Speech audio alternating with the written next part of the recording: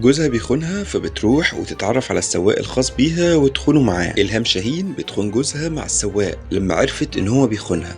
مشهد الخيانة الزوجية اللي جمع بين إلهام شاهين وكريم عبد العزيز كان في بدايته ساعتها طبعا، ومشاهد خارجة وثقافة جديدة في وقتها على المجتمع المصري. بعض النقاد قالوا إنه بيحمل رسالة غير مباشرة عن موضوع الخيانة، بنحرض الزوجات على الانتقام من أزواجهم بالمثل. إلهام ظهرت في الفيلم ده بأكتر من مشهد في أوضاع جريئة جدا مع السواق بتاعها واللي اسمه مجدي اللي كان قايم بدوره كريم عبد العزيز. الرقابة طبعا حذفت مشاهد كتير من الفيلم ده. إلهام شاهين في الفيلم بتقرر تنتقم من جوزها اللي بيخونها مع عشيقته واللي اسمها في الفيلم صافي. المهم بقى إن دي رسالة الفيلم، إن جوزها خانها فهي على طول بتروح وبترد عليه بالمثل. الفيلم ده واللي اسمه فيلم جنون الحياة واللي تم إنتاجه في سنة 2002، والفيلم حرفيا ما جابش أي إيرادات، بس كانت الفكرة بتاعته في المجمل أنت خنتني فأنا هخونك. قولنا تحت في الكومنتات شايف الفيلم ده إزاي.